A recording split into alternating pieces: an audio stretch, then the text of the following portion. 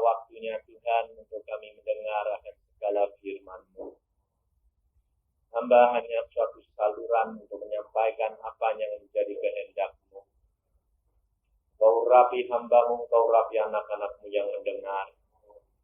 Tuhan, kami mengucap syukur akan kasih-Mu, akan jamahan-Mu, akan lawatan-Mu kepada kami pribadi demi pribadi. Karena kami tahu Engkaulah Allah yang luar biasa bagi kami. Terima kasih Bapa. Dalam nama Tuhan Yesus kami mengucap syukur. Kami mohon Tuhan Roh Kudus Engkau yang berkarya dalam hidup kami. Mulai saat ini sampai Maranatha. Dalam nama Tuhan Yesus kami mengucap syukur. Amin. Saudara-saudara yang kasih dalam Tuhan, kita mengucap syukur kalau pada siang malam hari ini kita berkumpul. Andainya saudara tidak ngantuk ini. Kita mengucap syukur bersama-sama. Saudara, saya senang kalau panitia full gospel kalau mulai dijejer di sini itu ada baiknya, saudara. Karena apa? Karena manusia-manusia dari laki-laki itu biasanya itu paling brengsek gitu. Jadi justru full gospel ini di tempatnya wadahnya untuk mengubah. Jadi kalau dijejer di sini itu setidak-tidaknya kan kelihatan toh kalau masih nipu, masih gila-gilaan, pas ada yang ketemuan kan ya agak lumayan direm. Ya toh Pak ya. Jadi ada baiknya itu. Baik saya tadi lihat, wah bagus saya bilang. Jadi kalau ada yang ketipu, ada yang main gila-gilaan, lumayan itu. Itu kok masih gitu toh ya. Nah, jadi saya yakin yang berdiri di sini agak keren sedikit, meskipun sedikit mesti ada remnya. Dan seperti yang insinyur Yudono katakan tadi, saya sudah ketemu dia di Bandung dulu sama Arifin. Dia lupa namanya. Katakan bahwa pemrosesan itu tidak secara sekaligus, tetapi langkah demi langkah bersama dengan Tuhan. Dan ini yang penting, saudara, bahwa masa-masa sekarang ini kedatangan Tuhan itu sudah amat singkat. Tetapi saudara-saudara cuma senengnya terus terang, hura-hura, kumpulan haleluya, ini loh repot. Kita harus mengalami pribadi dengan Tuhan. Tidak semua orang harus dipanggil seperti saya, meninggalkan profesi. Saya sendiri kerap kali katakan, jangan meniru orang lain. Allah mempunyai panggilan tiap-tiap pribadi lain. Dan di mana engkau ditempatkan, Allah punya rencana yang sempurna di dalam kehidupan saudara. Bahwa kita dipanggil itu Allah punya rencana yang pasti jadi. Jadi kita menghadapi kehidupan ini tidak perlu khawatir. Setiap anak Tuhan pasti diproses oleh Tuhan. Tetapi kita harus sadar dan menyediakan hati dan kepikiran ini loh. Apa yang Allah kehendaki, apa yang Allah mau, dan apa yang Allah senang. Ini kerap kali anak-anak Tuhan kurang begitu memperhatikan. Tetapi yang dipikirkan, kalau kita senang. Nah ini kerap kali terbalik, saudara. Kita harus mulai belajar melayani Tuhan terlebih dahulu, barusan otomatis nanti melayani manusia. Dan pada waktu kita disengkeram oleh Tuhan, memang apa Insinyur Yudono katakan, kedajingan ini terlalu melonjak-lonjak, sehingga kerap kali justru menjadi batu sandungan, bukan menjadi pengikat. Takut orang. Nah, tetapi hal itu saya tidak salahkan, karena apa? Karena ini tidak bisa menguasai, belum pernah alami. Sehingga itu otomatis waktu sebentar terjadi. Tetapi tidak usah khawatir, kalau engkau setia, engkau akan diproses Tuhan, dan mata rohani kita dibukakan, dan kita menjadi dewasa di dalam Dia. Seperti yang dikatakan oleh saudara yang dididik di Jerman ditangkap Tuhan. Caranya Tuhan itu memang macam-macam luar biasa. Tetapi satu perkara saudara harus ingat, kedatangan Tuhan sudah amat singkat. Masa ini adalah masa peperangan. Langkah derap perang sudah dimulai. Kalau saudara perhatikan penginjilan, masuk kemana saja, dengan cara apa saja, Tuhan sekarang melakukan, dan itu tidak pernah dilakukan selama sejarah dunia ini.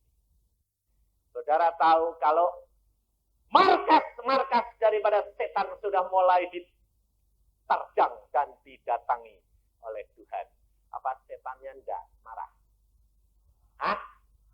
Kalau marah, nyari siapa? Sama tadi yang dikatakan oleh Pak Insinyur Yudono, yang dicari setan siapa? Hah? Siapa? Hamba Tuhan, kok enak. Kok enak hambanya Tuhan yang dicari. Anaknya Tuhan yang dicari. Saudara tahu kenapa hamba Tuhan juga dicari? Hamba Tuhan juga dicari. Karena kalau hamba Tuhan guling, banyak yang guling loh. Tetapi anak-anak Tuhan itu dicari loh. Jangan enak-enak kamu. Ya, saudara juga dicari loh. Sebabnya apa? Sebab markas dia didatangi, maka dia akan keluar membawa pembalasan.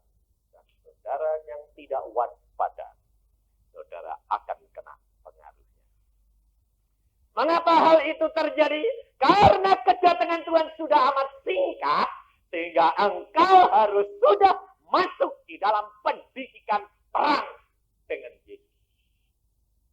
Disiapkan untuk maju perang dengan panglimamu di depan. Kalau engkau tidak masuk di dalam pendidikan Tuhan, kau akan ketinggalan dan engkau tidak akan dapat menikmati hidup bersama dengan Dia. Maka dari itu kita belajar firman Tuhan. Di dalam Efesus pasal yang ke-6, hari ini jelas Tuhan berkata kepada saya mengatai, siapkan anak-anakku untuk masuk di dalam pendidikan, siap perang, siap dipakai untuk menghadapi peperangan yang akan datang. Businessmen kita sadari bahwa pekerjaan sekarang harus berjuang. Kalau tidak dengan kerja keras, tidak akan mendapatkan keberhasilan. Ini loh saudara. Di dalam kekristenan juga, siapa yang tidak bekerja keras di dalam Tuhan, tidak akan mendapatkan bagian. Latihan pendidikan harus dialami. Maka di dalam Efesus pasal yang ke-6, ayat yang ke-10 mulai. Akhirnya hendaklah kamu kuat di dalam Tuhan, di dalam kekuatan kuasanya. Kenakanlah seluruh perlengkapan senjata Allah, supaya kamu dapat bertahan melawan tipu muslihat iblis. Karena perjuangan kita bukanlah melawan darah dan daging, tetapi melawan pemerintah-pemerintah, melawan penguasa-penguasa, melawan penghulu-penghulu dunia yang gelap ini, melawan roh-roh jahat di udara. Sampai di sini dulu. Paulus memesan kepada kita sekalian, supaya saudara dan saya kuat dalam Tuhan. Di dalam kekuatan kuasanya. Banyak anak-anak Tuhan tidak menyadari bahwa Allah sudah menyediakan kekuatan dan kuasa untuk dipakai oleh kita sekalian. Mengapa anak Tuhan banyak yang frustrasi? Perdagangannya jatuh, depresi. Usahanya gagal, depresi. Rumah tangga, bapaknya ngelayang sana sini, ibunya depresi. Ini loh saudara. Anak-anak Tuhan, keluarga anak-anak Tuhan, banyak anak mudanya mengalami broken home. Kenapa? Karena tidak menyadari bahwa di dalam Allah ada kekuatan, ada kuasa yang harus dikenakan oleh kita. Saya kerap kali terus terang dikritik. Karena apa? Karena seolah-olah saya itu yang punya Tuhan. Toh, orang lain tidak punya. Saya selalu dikatakan gini. Karena apa? Karena saya terus terang, saya katakan. Saya menyaksikan, saya dididik Tuhan dari umur 12, 33 tahun barusan saya dipanggil menjadi hambanya. Tetapi Tuhan mendidik secara khusus bahwa Alkitab ini harus dialami dan itu nyata. Dan kalau engkau hidup benar-benar di dalam tangan Dia, di dalam firman-Nya, Yesus berkata, "Jikalau engkau di dalam Aku, dan firman-Ku di dalam engkau, minta apa saja, Aku akan berikan." Tapi saudara tidak pernah percaya hal itu. Kalau dengar kesaksian, saudara mengatakan, kok enak? Kok sepertinya Tuhannya itu kok gampang? Loh, saudara kalau mempunyai ayah ibu orang kaya raya, dan engkau menuruti dan melakukan segala perintah dan kesenangannya, engkau minta apa saja diberi enggak? Hah? Diberi. Apalagi Allahmu. Dan itu saya buktikan. Makanya saya katakan bahwa ikut Yesus tidak usah khawatir. Kehidupan kita terjamin. Kalau sampai mati tinggal tidak masuk surga. Kok bingung? Loh, ini kenyataan, betul enggak? Loh, ini saya praktekkan. Kalau Pak Widono tadi mengatakan bahwa dia mengajarkan, tapi dia pada waktu ngalami teriak-teriak sendiri. Karena apa? Sebab itu diperlukan pendidikan pribadi. Memang berbicara lebih gampang daripada kalau ngalami. Tetapi apa yang saya khotbahkan, saya alami. Dan saya tidak mau mengkhotbahkan sebelum saya alami. Sebab itu yang diajarkan Tuhan kepada saya. Saya dididik Tuhan mengatakan, engkau harus alami dulu. Setelah itu, engkau baru khotbahkan. Sebab Yesus berkata, yang aku katakan bukan daripadaku, tetapi aku melihat Bapakku melakukannya. Dan aku melakukan apa yang Bapak lakukan. Ini loh saudara. Dan ini yang saya pegang dan moto saya. Bahwa apa yang saya lakukan, Allah sudah berbuat kepada saya. Baru saya katakan dan ajarkan. Coba praktekkan. Allahmu adalah Allah yang luar biasa. Kekuatan dan kuasa ada di dalam kita apabila hidup kita berkenan kepada Dia. Allah itu kudus. Maka kalau engkau hidup di dalam kekudusan, Allah mau bersemayam di dalam hati dan kepikiranmu yang dapat melakukan segala perkara melalui engkau. Saudara percaya? Kalau engkau percaya, kenapa engkau takut dan khawatir? Menghadapi kesakitan khawatir, menghadapi depresi, menghadapi resesi khawatir. Padahal di dalam Allah sebetulnya tidak ada resesi. Ini kenyataan saudara. Pedagang-pedagang yang sungguh-sungguh akan mendapatkan jalan keluar. Karena Allah sudah mengatakan, aku akan memberikan kuasa kepadamu untuk merobohkan benteng-benteng, untuk merobohkan siasat orang. Firman Tuhan itu terdapat di dalam 2 Korintus 10. Jelas Rasul Paulus sudah mengingatkan kepada kita. 2 Korintus 10. Di mana dia sudah mengingatkan kepada kita. Engkau hidup di dalam dunia. Tetapi bukan hidup cara dunia. Dalam 2 Korintus 10 ayat 3. Memang kami masih hidup di dunia. Tetapi kami tidak berjuang secara duniawi. Karena senjata kami dalam perjuangan bukanlah senjata duniawi, melainkan senjata yang diperlengkapi dengan kuasa Allah, yang sanggup meruntuhkan benteng-benteng. Kami mematahkan setiap siasat orang, dan merubuhkan setiap kubu yang dibangun oleh keangkuhan manusia. Loh, jelas toh?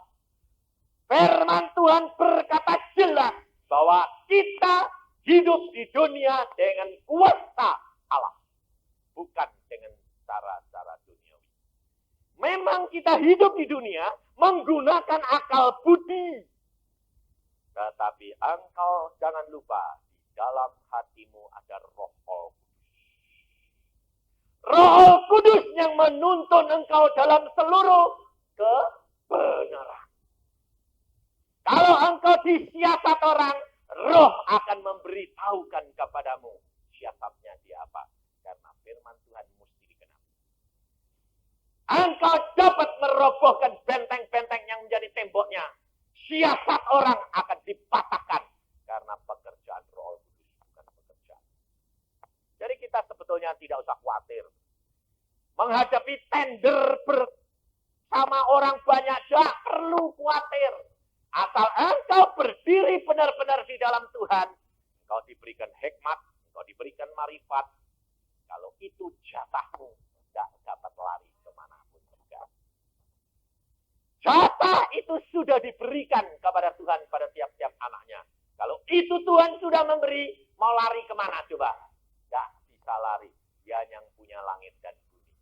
Dia yang menetapkan langkah-langkah saudara dan saya. Coba perhatikan kalau saudara belajar Alkitab Perjanjian Lama. Ibrahim ditolak kanan, ditolak kiri. Tapi kenyataannya Abraham tambah lama tambah kaya pada. Sumur digali sini ditutup, digali sana dirampas.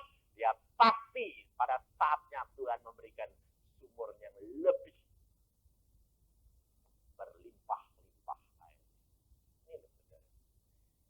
Kita hidup kekristenan tidak perlu takut menghadapi segala perkara. Kalau takut, saya tidak akan menjadi seorang penginjil. Enak jadi dokter, jadi direktur. Karena menurut manusia jabatannya dan kedudukannya lebih terjamin. Penginjil punya apa coba? Sidang Jumat tidak punya. Pendukung tidak ada. Tiap bulan yang gaji tidak ada. Secara manusia, saya tidak akan mau kalau tidak dipanggil dia langsung dan berbicara langsung. Soalnya apa? Penderitaan. Kalau itu dipikir secara manusia. Kalau saya pergi ke tempat-tempat ketemu direktur-direktur. Kalau tanya sama satpamnya, Pak direktur ada. Kalau yang datang bilang, Bapak mau ketemu siapa? Saya mau ketemu direkturmu. Bapak siapa? Pendeta. Pasti suruh nunggu lama. Pikirnya, oh pendeta. Pak dicari pendeta. Oh sokongan. Itu sudah terus terang. Bisnismen itu di dalam otaknya itu sudah nempel. Kalau pendeta datang tuh mesti minta sokongan. Betul enggak? Jujur coba. Rata-rata itu mesti pendeta. Oh mesti sokongan. Tapi kalau yang cari, direktur bilang, Pak, dicari dokter. Oh dokter. Ya. Suruh masuk. Ini saya alami berkali-kali, saudara. Kalau saya nemuin, bilang pendeta, nongkrong sampai lama. Tapi kalau saya bilang dokter, satpamnya sendiri, oh Pak dokter, silakan. Saya pendeta, oh Pak pendeta, tunggu ya. Ini kenyataan. Kehidupan di dalam dunia ini, kita harus rubah cara berpikir kita. Bahwa kita benar-benar punya kuasa dan kekuatan Allah harus ditanamkan di dalam kepikiran kita sehingga kita itu tidak selalu kalah dan berpikir negatif. Kita harus berpikir positif. Tapi positif positifnya bukan positif secara kemampuan diri sendiri, tapi positif dengan Allah. Bahwa Allah kita dalam menetapkan segala perkara, apapun yang terjadi di dalam kehidupanmu, Allah sudah tahu belum? Sudah. Kok kamu khawatir? Kalau tahu Allah mengasihi engkau enggak? Pasti. Kok khawatir? Kalau sakit sedikit, khawatir. Loh, itu tandanya kamu percaya enggak kalau Allahmu itu maha kuasa? Ini, saudara. Ini saya alami kerap kali, bukan dengan saya, tetapi dengan anak-anak Tuhan. Kalau terus terang, kalau sakit, kau boleh tanya istriku, boleh tanya anak-anakku. Kalau saya sakit, saya tidak pernah mengeluh. Saya cuma bilang, puji Tuhan, lebih gawat cepat pulang. Loh ini betul-betul saya praktekkan. Saya tidak bohong. Kalau tidak, buat apa saya jadi saksi Yesus? Saya mengalami lumpuh total serangan jantung. Saya tidak mengeluh sakit atau sakitnya luar biasa ribuan jauh seperti menusuk jantung saya. Tapi saya tidak mengucapkan, aduh sakit enggak. Istri saya bilang, bagaimana? Aku lumpuh total, saya bilang. Seluruhnya cuma bisa ngomong. Lah terus bagaimana? Tidak ada yang lain kecuali Yesus, saya bilang. Apa yang saya harus berbuat? Ucapkan syukur. Tidak ada yang lain. Alkitab berkata kita harus percaya. Lah kalau mati aku bagaimana? Allah, kamu percaya enggak? Tuhan Yesus lebih mengasihi kamu daripada aku mengasihi kamu. Percaya? Percaya. Aminkan. Kalau aku mati, berarti Tuhan berkata, engkau akan dijamin Allah. Selesai. Konsekuen menjadi orang Kristen, saudara tahu. Maka Alkitab kalau tidak digenapkan, Allah bohong. Tetapi kalau engkau konsekuen, Allah akan membuktikan bahwa Allah adalah ya dan amin. Dan dia tidak pernah bohong. Ini saya hadapi sendiri dengan istri dan anak-anak. Istri saya kena serangan jantung. Dia berkata, aduh sesak. Saya bilang, aduh kamu kena koroner. Nafasnya tambah pendek. Lalu saya bilang, cepat berdoa. Bereskan dengan Tuhan. Lalu dia berkata, aku kok rasanya kok sudah tidak lama. Makanya cepat-cepat sembahyang. Jadi saya tidak malah bingung. Saya ke dokter, saya enggak. Tanya istriku kalau tidak percaya. Saya malah justru cepat-cepat sembahyang, beres-beres. Jadi kalau pulang, sudah pasti beres. Pulang tinggal pindah. Lalu saya ada sembahyang. Sembahyang. Saya bilang, Tuhan, bereskan istriku. Dia merasa waktunya sudah sangat singkat.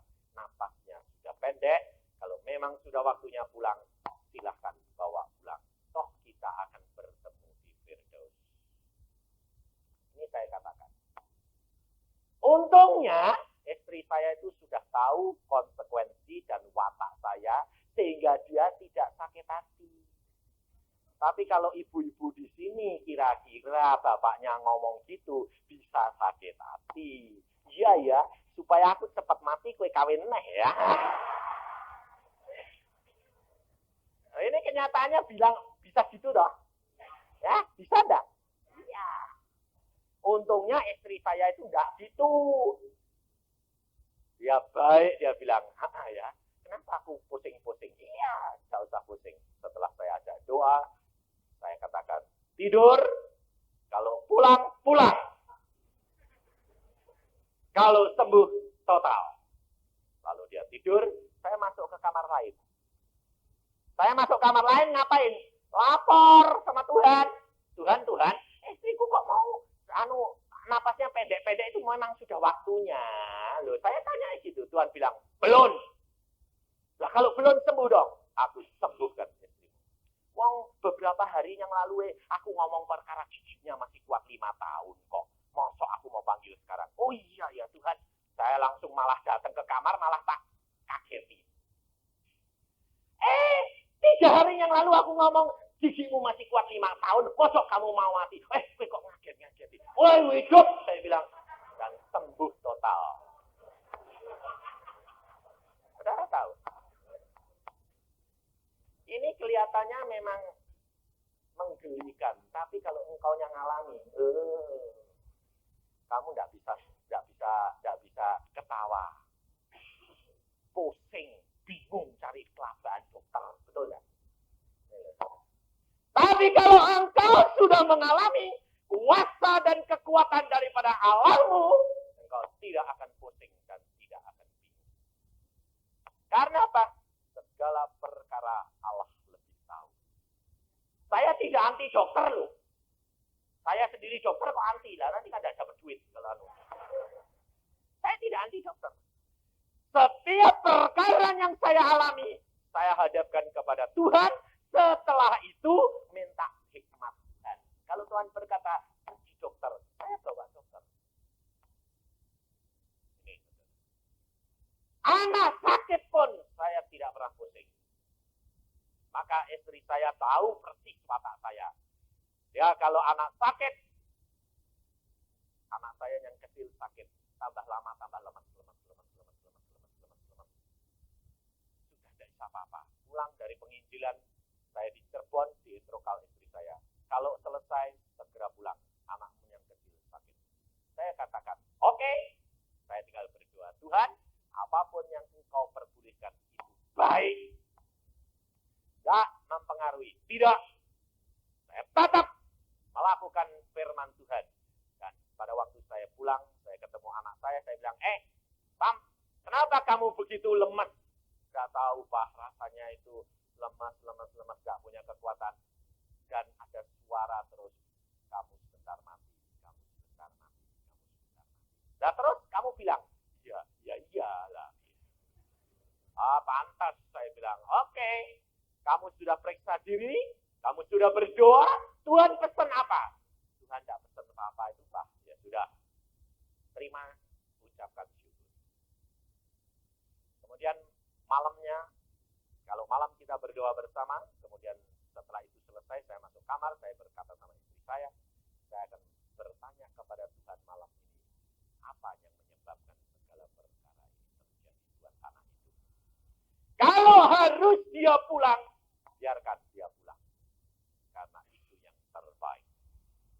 Tapi kalau belum waktunya pulang, Allah mesti memberikan petunjuk apa yang harus dilakukan.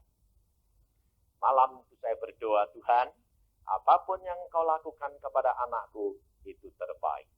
Tetapi berilah kami hikmat, sesuai dengan firman-Mu. Kau berikan kami hikmat, Kau berikan kami marifat, untuk mengerti apa yang Engkau kehendaki di dalam kehidupan ini. Roh Kudus akan memimpin kami dalam seluruh kebenaran. Lalu saya tidur. Jam 2, Tuhan lihatkan anak saya dimasukkan kubur. Saya lihat anak saya ini belum mati. Lalu saya katakan, oh saya tahu. Langsung mendapatkan petunjuk. Anakmu belum waktunya mati, tapi kuasa gelap yang berkata terus kepada dia, memberikan sugesti ke dalam pikiran dan hatinya. Engkau mati, engkau lemas. Akhirnya dia menurut dan mau masuk liang kubur. Sehingga pada saat itu saya katakan, dalam nama Tuhan Yesus, keluar. Dan dia berkata, dalam nama Tuhan Yesus, aku keluar. Lalu saya berdoa, Tuhan, jadi anakku itu cuma ada serangan kuasa gelap. Iya. Lakukan apa yang kau sudah lihat kan jadi. Pagi jam 5 saya bangun, kalau jam 5 kita sembahyang semua satu keluarga. Berdoa, saya katakan, Sam, mulai hari ini usir setan dan roh yang berkata-kata bahwa kamu mati. Saat itu diusir, tenaganya menjadi kembali. 2 hari kemudian sudah sekolah. Hidup kekristenan ada kuasa dan kekuatan daripada Allah. Dan itu menjadi milik kita. Hanya kita harus memakai pimpinan Roh Kudus cara menggunakannya. Jangan ngawur. Asal tengking yang ditengking nyata. Wong nggak tahu. Roh Kudus akan menuntun. Tidak usah emosi. Langkah demi langkah akan dituntun kepada seluruh kebenaran. Pada waktu di Bandung saya ketemu seorang pemuda. Saya pada waktu khotbah, pemuda itu duduk di situ. Pemuda ini seorang insinyur dan gundul dan pucat, tinggal tulang sama kulit. Waduh, saya bilang, ini pemuda kok pucat, gundul, gini, umurnya barusan 25, 23, 24, 25-an gitu. Gundul, pucat. Setelah selesai khotbah, saya digerakkan Tuhan. Panggil anak muda itu, saya panggil. Anak muda, sini. Saya bilang, apa Om? Kamu kok pucat, kurus, kering, gundul gitu tuh, nggak bosan, saya bilang. Kurang ajar nggak? Saya itu orangnya terus terang terlalu polos, plas-plos. Lah saya pikir gini, lah ini anak muda pucat, gundul, sing mau siapa? Wanita. Lah saya ya bilangnya gitu, kamu ini pucat, gundul, sing mau siapa? Nggak bosan. Om, ini sudah setahun gundul terus kok Om.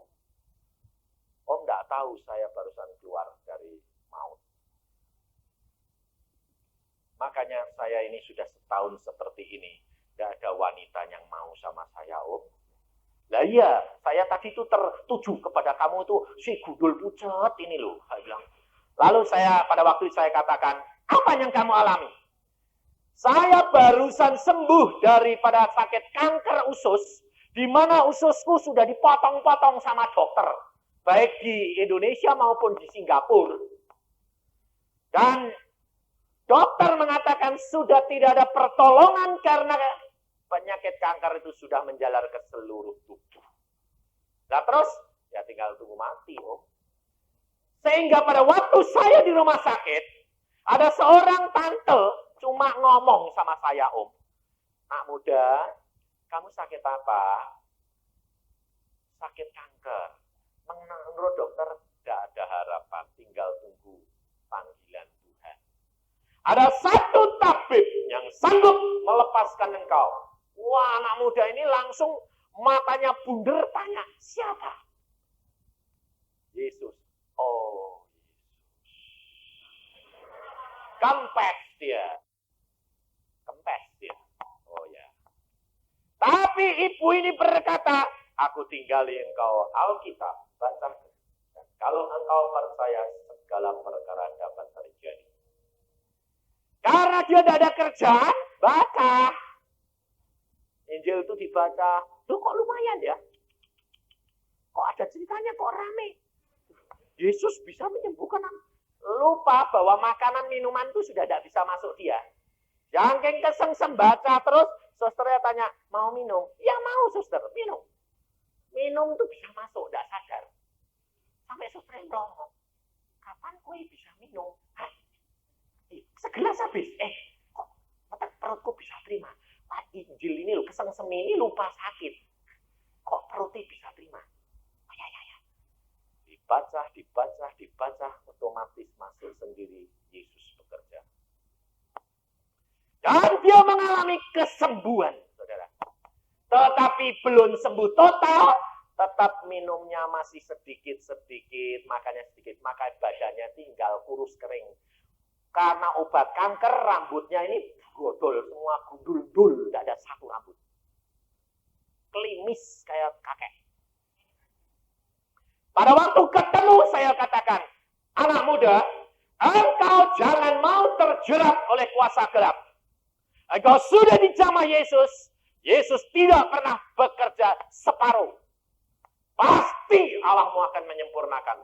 Hanya masalahmu, akal budimu masih mencengkeramkan. Nah terus bagaimana Om? Gini, saya ini ngomongnya sembarangan loh saudara.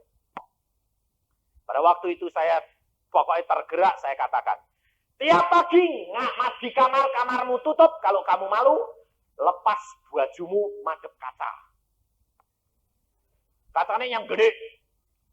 Loh ya, saya lihat tubuh saya sendiri. Iya, Justru kerempengmu ini, pianomu ini kelihatan tuh baik, saya bilang. Lalu kamu katakan, tubuhku usap sendiri. Engkau sudah dijamah Yesus. Yesus tidak pernah bekerja separuh. Engkau sempurna. Setelah itu katakan pada gundul, lus-lus. Gundul, rambut ini juga harus sempurna. Dalam nama Yesus. Setiap pagi lakukan.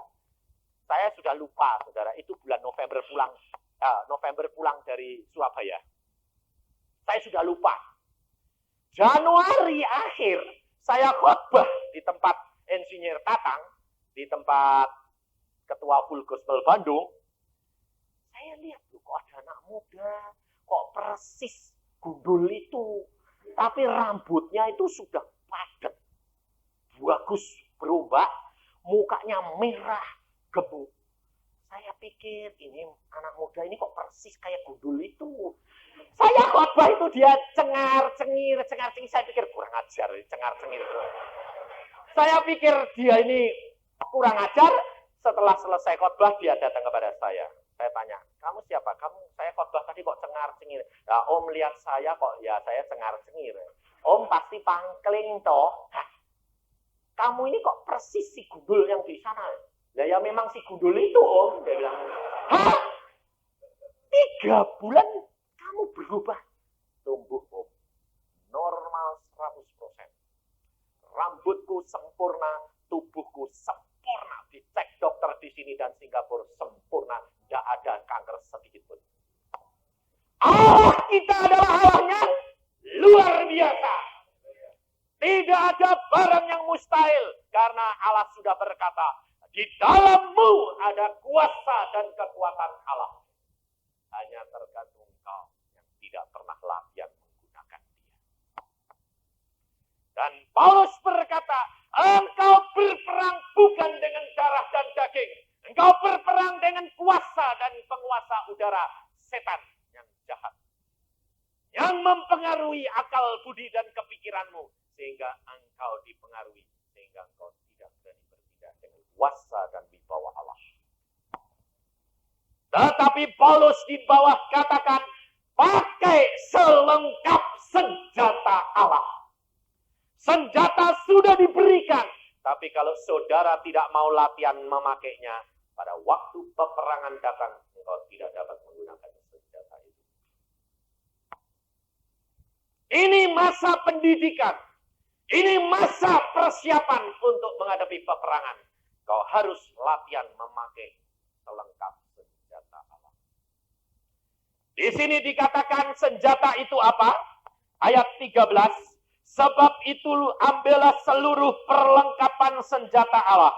Supaya kamu dapat mengadakan perlawanan pada hari yang jahat itu. Belum tentu sekarang. Tetapi pasti saudara akan menghadapi saat-saat yang jahat. Dan engkau membutuhkan senjata ini untuk melawan saat-saat yang jahat. Kalau musuhmu tiba, engkau sudah dapat menggunakan senjata ini. Engkau dapat melawan. Di sini dikatakan Rasul Paulus berkata, dan tetap berdiri sesudah kamu menyelesaikan segala sesuatu. Kenapa dikatakan oleh Paulus bahwa kamu harus tetap berdiri setelah kamu menyelesaikan? Karena banyak anak Tuhan menghadapi pencobaan, dia tidak sanggup berdiri. Melawan, bergumul, tapi geletak. Karena apa? Tidak punya senjata. Punya senjata, tapi tidak bisa gunakan. Dipikirnya itu, setan itu mau, saudara, banyak orang Kristen toh. Setan pakai Alkitab, nanti dia lari. Istri saya sendiri dulu gitu. Kalau tidur tidak ada Alkitab di bawah bantal, tidak bisa tidur. Saya bilang, kenapa kok mesti di bawah bantal? Setannya biar lari. Jadi Alkitab ini senjata, tetapi cuma dibuat ngayem-ngayemi ati.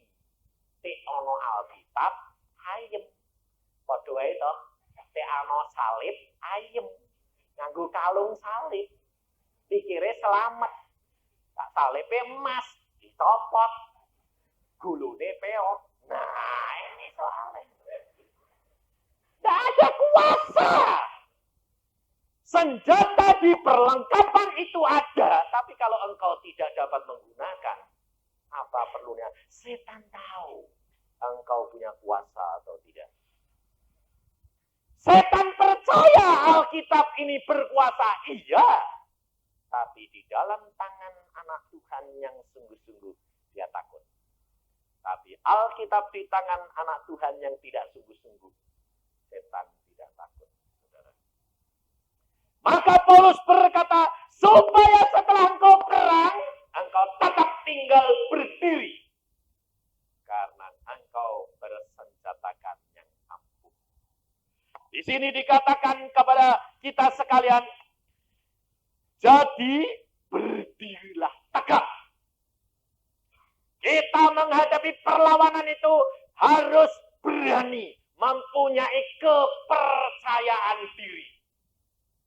Berdiri tegak menghadapi lawan karena punya kepercayaan diri. Betul tidak?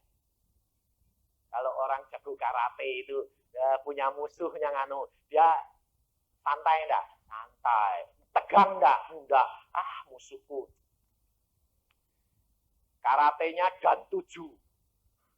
Dikeroyok 2. Ya kan? Kuasa Allah lebih daripada dan 7 enggak? Kok kenapa kok kadang-kadang kok takut jalan di tengah tempat gelap aja takut. Kok takut? Mana kuasamu tuh mana? Saudara jangan takut. Wanita-wanita pulang sendiri takut. Mana kuasamu? Di RRC kalau bersekutu tengah malam. Sebab dilarang persekutuan yang sungguh-sungguh. Tengah malam. Seorang pemudi turut berbakti. Pulangnya fajar jam 2. Sendiri. Ya berjalan. Dibiarkan Tuhan mengalami suatu ujian. Dia adang 2 perampok pemuda. Dirampok dia. Ya, pada waktu dirampok, dia berkata, Tuhan, aku dirampok. Lalu mau ditodong, dibunuh, dia berkata, perbolehkan aku sembahyang. Ya sudah, cepat sembahyang. Mau dirampok kok sembahyang. Saudara tahu dia hanya berteriak, Tuhan Yesus, aku serahkan diriku. Rampoknya diprok. Kejang dua-dua. Lalu dia lihat kejang gitu, loh, rampoknya kok kaku. Kalau saudara wanita lihat rampoknya kaku gitu, tambah lari kebirit-birit ya. Beneran dong. Beneran kaku, tinggal lari. Nah, perempuan ini ya gitu, lari balik ke tempat persekutuan. Mau manggil teman-temannya. Balik sana, lari dia bilang, aku dirampok, rampoknya kaku.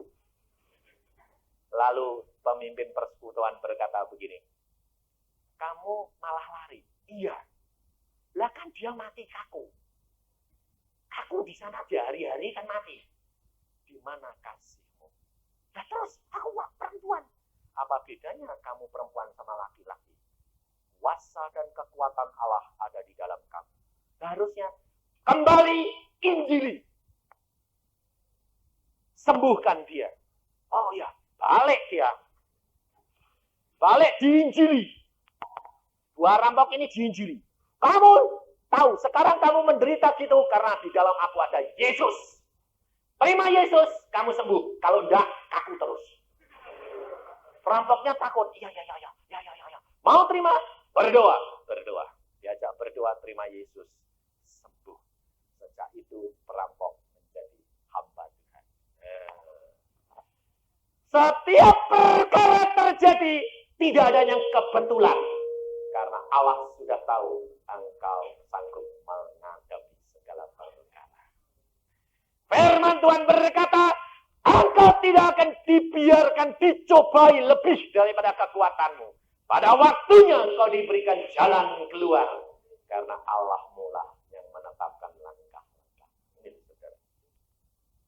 Kau harus menggunakan perlengkapan senjata itu. Berikat pinggangkan apa? Kebenaran. Kalau engkau memakai ikat pinggang benar, ikat pinggang itu perlunya buat apa toh? Hah? Supaya katok ini nggak melotrok, itu loh, nggak kedodoran. Jadi kalau mau loncat atau mau anu tuh nggak keserimpet, ya toh? Ini loh saudara. Kalau engkau berjalan dengan ikatkan pinggang kebenaran, nggak usah takut. Insinyur tadi apa yang bilang? Ditawarin lipstick, ditawarin uang, mamon, gak usah takut. Karena berikatkan pinggang kebenaran, hadapi semuanya. Allah akan menuntun kita. Orang akan lihat, kalau engkau pakai ikat pinggang kebenaran tuh orang akan lihat. Bahwa engkau hidup di dalam kebenaran, mereka akan takut dan malu dengan sendirinya. Dan langkah-langkahmu akan tegap karena engkau tidak takut. Pada waktu dia dulu hidupnya keluar masuk nightclub, saya yakin tidak bisa tenang hidupnya. Betul tak, Pak? Tapi sekarang dia tidak takut menghadapi siapapun karena berikatkan pinggang kebenaran. Malah kalau ketemu teman dulu, saya yakin kalau ketemu dulu yang bekas nightcluban, malah halo, malah dia seneng sing sana bilang sok suci. Nah, ya dah. Karena apa? Membela diri. Tapi justru di situ saudara tahu, kesaksian demi kesaksian hidup itu berjalan. Firman Tuhan selanjutnya berkata, berbaju cirahkan keadilan. Baju cirah adalah baju lapis untuk perang, saudara. Untuk menghadapi musuh kita. Kalau kita berlapiskan keadilan, maka kita tidak akan memandang orang yang tinggi maupun yang rendah. Kaya atau miskin tidak menjadi masalah. Dan dunia ini harus kita tinggalkan. Karena dunia memandang orang kaya dan orang berpangkat. Tapi dalam Yesus tidak ada pangkat, tidak ada kaya, miskin. Kita harus berbajukan keadilan. Menginjil, berkasutkan kerelaan untuk memberitakan Injil kebenaran. Artinya di mana kita berjalan, di mana kita berada, siap untuk memberitakan Injil. Bukan lalu beritain Alkitab, tidak, memberitakan kebenaran. Yesus berkata, akulah jalan, kebenaran, dan hidup. Kalau engkau hidup di dalam kebenaran, engkau menuntun tiap orang yang bertemu kepada kamu di dalam kebenaran, engkau menemukan dia dengan Yesus. Kalau kita langsung nginjilin, tertutup. Banyak anak-anak Tuhan mau jadi penginjil, menggebu-gebu, tukang beca ketemu diinjili, tukang gelandangan diinjili. Malah kalau ketemu bosnya diinjili, disemprot, metu gue. Bubar. Tidak. Kalau dulu menginjil itu caranya itu adalah dengan mengenalkan kebenaran. Engkau punya bos yang bobrok tidak menjadi masalah. Dulu kamu diajak masuk keluar nightclub, tidak menjadi masalah. Kalau sekarang kamu kenal, kamu tinggal katakan, maaf Pak, sekarang saya itu tidak suka gitu-gitu itu Pak. Kenapa? Sudah bosan. Kenapa bosan? Cinta istri Pak sekarang. Nah, dia bingung. Apa istrimu baru? Iya baru. Bukan baru yang lama itu enggak. Hidup baru Pak. Lah kesempatan saksi toh kalau dia tanya. Enggak tanya ya sudah diem. Jangan nginjili malah keplak. Kalau engkau dilihat di dalam tingkah lakumu, di dalam perbuatanmu mulai berbeda, ya pasti bertanya, apa yang menyebabkan perbedaan? Pada waktu bertanya, itu adalah waktu Tuhan. Dia terima penginjilan. Segala sesuatu ada waktunya, ada saatnya untuk menjangkau tiap-tiap anak Tuhan. Jangan emosional, jangan tergesa-gesa. Belum waktunya, tidak akan engkau dapatkan apa-apa. Firman Tuhan berkata selanjutnya mengatakan, lalu kerelaan memberitakan Injil damai sejahtera dalam segala keadaan. Pergunakan perisai iman. Sebab dengan perisai itu, kamu akan dapat memadamkan semua panah api dari si iblis. Imanmu harus dipakai sebagai perisai. Iman hanya dapat sempurna dengan penganiayaan dan pembacaan firman Allah.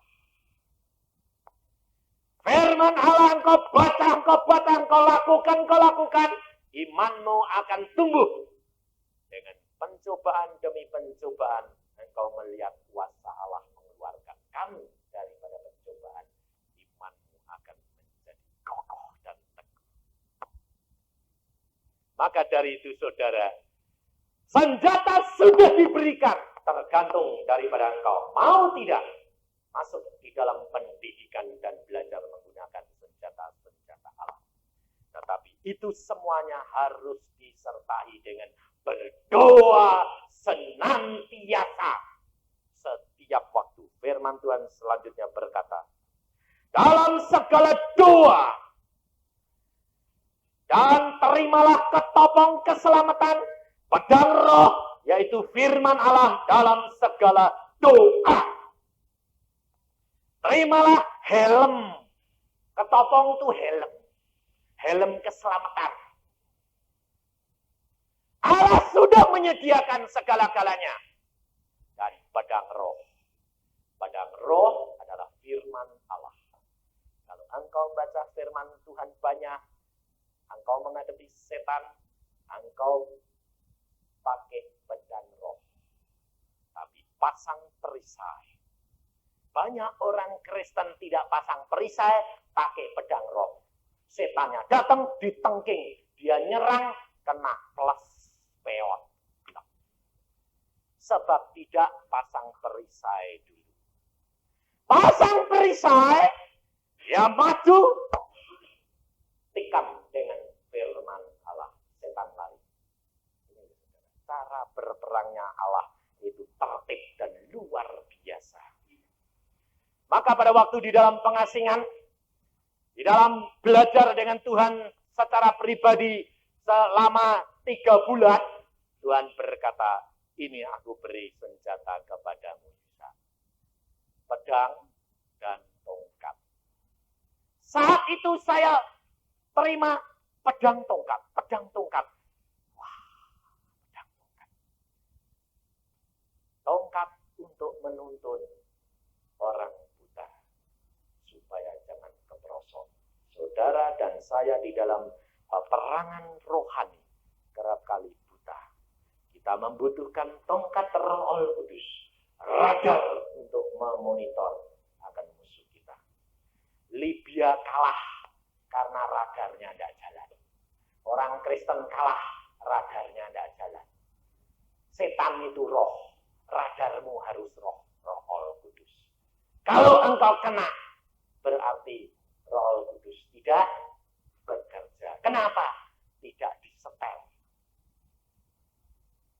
Sehingga serangan setan kena. Tongkat Roh Kudus engkau perlukan.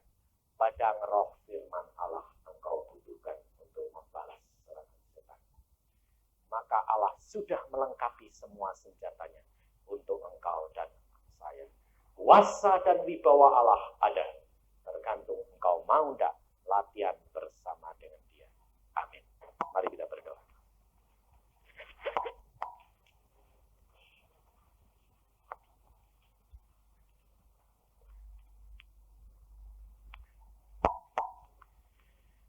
Tuhan, firman-Mu sudah hamba sampaikan. Apa yang Kau pesankan hamba sudah sampaikan. Sekarang tergantung daripada anak-anak-Mu sendiri, Tuhan. Kalau masa sekarang mereka belum tahu, sekarang firman-Mu sudah diungkapkan dan mereka sudah tahu.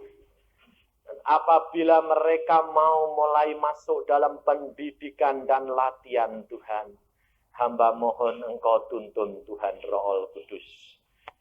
Hamba-Mu tidak dapat berbicara terus. Tuhan Roh Kudus sendiri yang menuntun tiap-tiap anak-anak-Mu. Mereka adalah bagian daripada tubuh-Mu yang Engkau sedang siapkan untuk menghadapi peperangan Tuhan. Hamba-Mu tidak tahu kalau Engkau sudah pesankan ini, pasti mereka sedang diintai oleh musuh itu. Tuhan, berikan mereka kekuatan, berikan mereka perisai-perisainya, jangan ada yang lubang, sehingga panah-panah api tidak dapat menembusnya. Demikian juga pedang roh, jikalau mereka hanya punya sedikit Tuhan, karena belum suka membaca firman-Mu, hamba mohon Engkau tolong mereka. Sehingga ada perubahan, suka membaca firman Tuhan. Membawa anak-anak istri dan suami ayah bundanya menjadi anak-anak-Mu. Merupakan suatu persekutuan dalam keluarga yang merupakan benteng yang teguh. Sehingga merupakan persatuan ayah, ibu, dan anak-anak. Di mana iblis tidak akan masuk karena pada waktu ayahnya sedang lemah, ibu dan anak-anaknya yang membentenginya. Pada waktu ibunya lemah, anak-anaknya sedang kuat dan bapaknya. Tuhan, tolong Engkau yang berbicara. Bagaimana Engkau merindukan persekutuan keluarga demi keluarga. Merupakan suatu kesatuan keluarga yang Tuhan kehendaki. Engkau merindukan. Dan itulah yang menjadi kesukaan-Mu. Tuhan, Engkau berbicara. Engkau bicara pada saat ini. Jangkau anak-anak-Mu, Tuhan. Hamba-Mu serahkan mereka dalam tangan-Mu. Mari saudara, Yesus ada, berdoalah. Minta kepada Dia. Ungkapkan kepada Dia. Apa yang menjadi masalahmu, apa yang menjadi pekerjaanmu, apa yang menjadi keberatanmu, katakan saat ini kepada Dia. Engkau sudah mengalami bagaimana bahagia, damai, sejahteranya kalau bersekutu di dalam Yesus. Mengapa engkau tidak merindukan persekutuan di dalam keluargamu sendiri? Antara istri, suami, dan anak-anak. Bagaimana sukacitanya di dalam Yesus Kristus. Dan bahwa jikalau kami lebih dekat kepada Tuhan, kami harus lebih peka, lebih hati-hati. Supaya jangan sampai keadilan Allah berjalan di dalam hidup kami. Dan kami terpotong sebelum waktunya. Demikian juga apapun yang terjadi di dalam kehidupan keluarga kami Tuhan. Supaya kami dapat mengucap syukur kepadamu. Terima kasih Tuhan. Hamba-Mu percaya firman-Mu akan berbicara terus. Di dalam hati kami masing-masing. Sehingga selalu mengingatkan kalau kami takut, kami ragu, kami bimbang, kami menghadapi ketakutan. Maka kami boleh memandang kepadamu dan firman-Mu mengingatkan. Kita harus punya mental anak raja. Percaya bahwa Allah yang akan mengerjakan semua perkara di dalam kami. Hamba-Mu serahkan kembali anak-anak-Mu dalam tangan-Mu. Kau yang akan mendidik selanjutnya dan menyempurnakan. Karena Engkaulah Allah yang sempurna. Dan kami akan jadi sempurna. Karena anugerah Yesus Kristus.